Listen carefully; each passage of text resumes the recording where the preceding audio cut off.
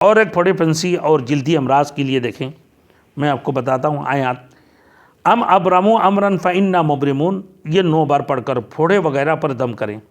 پھر 3 بار وما رمیت اذ رمیت ولکن اللہ رمی، وما رمیت اذ رمیت ولکن اللہ رمی.